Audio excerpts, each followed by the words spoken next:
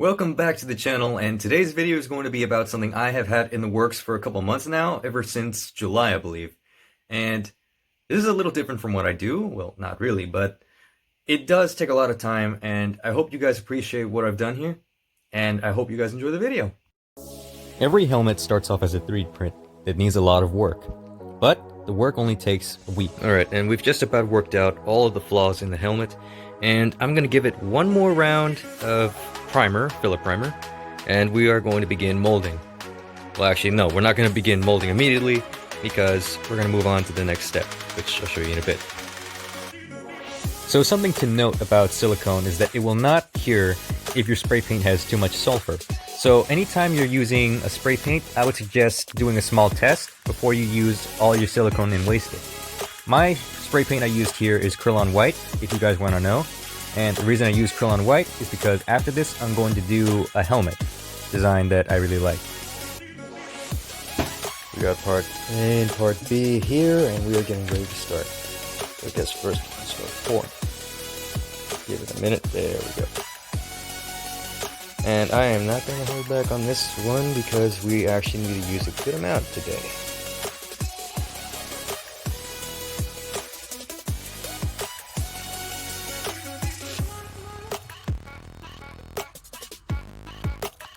Alright, so this is Rebound 25, part A and B, and what you want to do with this is measure out equal amounts, because this is the easiest thing that you could work with when it comes to making silicone.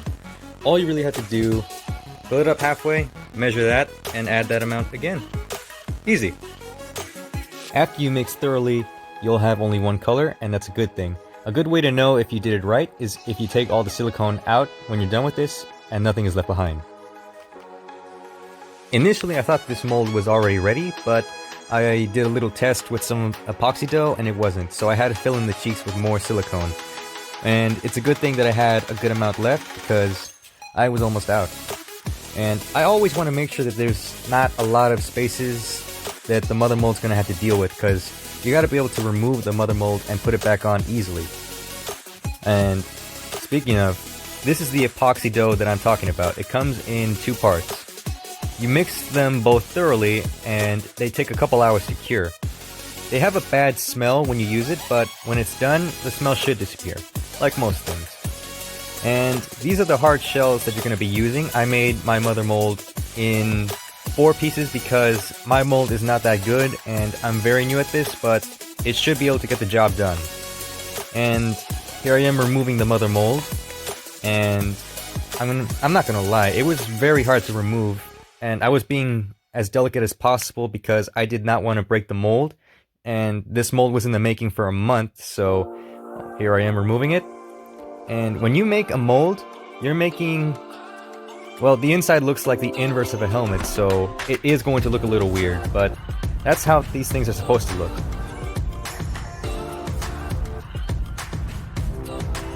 So when you're casting something new, like this black plastic right here, I would really suggest wearing gloves because this stuff can stain your fingers and it is almost impossible to remove. So that's why I suggest wearing gloves when doing this. And you really want to shake these well, because if you don't, you're not going to have these things cure. It's happened to me with this batch right here. I didn't shake them before, and when I poured it into a practice mold, it didn't cure at all. And it was just bad. So anytime you're about to put in a batch of plastic like this, I'd say epoxy, shake them well, because it might not cure if you don't. So right here, this was one of my first casts, and you can very much make a whole helmet with just one of the beginner kits. It's just that it might not be as sturdy as a bigger amount of epoxy would be. And here I am just removing the mother mold that I made in 4 pieces. For future things, I would suggest doing it in 2 pieces and just doing the silicone right, but I did this with as little silicone as I could, and even then I still had to add more, so it just goes to show I am a rookie when it comes to this. And yeah, removing it out of the helmet is always tricky because I want to be delicate. I don't want to rip the mold that I made because remaking it is going to be a little bit of trouble. And when you remake a mold, you have to remake the mother mold. So I would suggest being delicate, but not too delicate that it takes you an hour to remove. It only really takes me 5 minutes to take off the mother mold, so I really gotta improve on that, which I have. It only takes me like 40 seconds to take off now because I know what I'm doing a little more. And something I do here, I don't leave the mother mold out, I hang it a bit, which is actually not a good idea because the pole messes with the mold. And I'm just leaving the mother mold out for reasons. And yeah, this is actually, I'm going to be casting a different helmet right now. Actually, no, I'm casting the same helmet but different plastic. And something I'm going to be using right now is called Smoothcast 300, I believe. This stuff is actually really pricey. It's triple what I paid for the black plastic, but this stuff comes in a big amount, to the point where you could make, I'd say, 5 helmets with these two alone. Maybe 6, but that's pushing it. You can at least make 4 helmets with this batch right here. This is Ease Release 200. This is really useful for getting your helmet out of the mold without a problem. And right here I'm actually mixing the plastic that I poured in, and you really want to always you always want to churn the helmet because you're going to get a smooth finish when you're done. The inside right here took me a while to figure out that this is actually a good cast. In my previous casts, I did not rotate the cast like I showed you right now. So you might be asking yourself, how many helmets have I made so far? And I've had this going on for a couple days now, so... well, I've got a decent amount made. I've got a good amount of helmets made, but the main thing I want to explain to you guys is that it all started with this helmet. Now, although it took me a couple days to make these, that was out of sheer laziness. It actually only takes about an hour to make one of these helmets using the methods that I've shown you today. And recently I figured out how to make a helmet really properly. This actually has a really good weight to it, and also it is actually really, really smooth.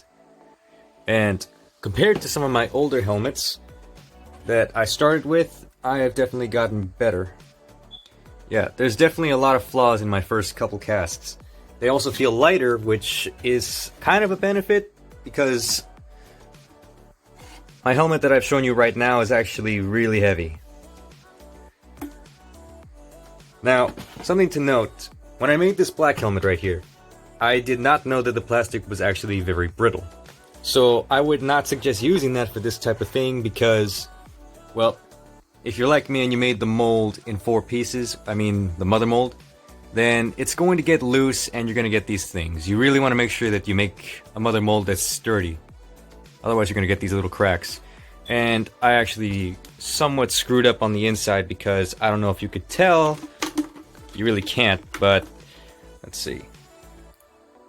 Yeah, you can't really tell, but where the visor is supposed to be, there's definitely a screw up right there.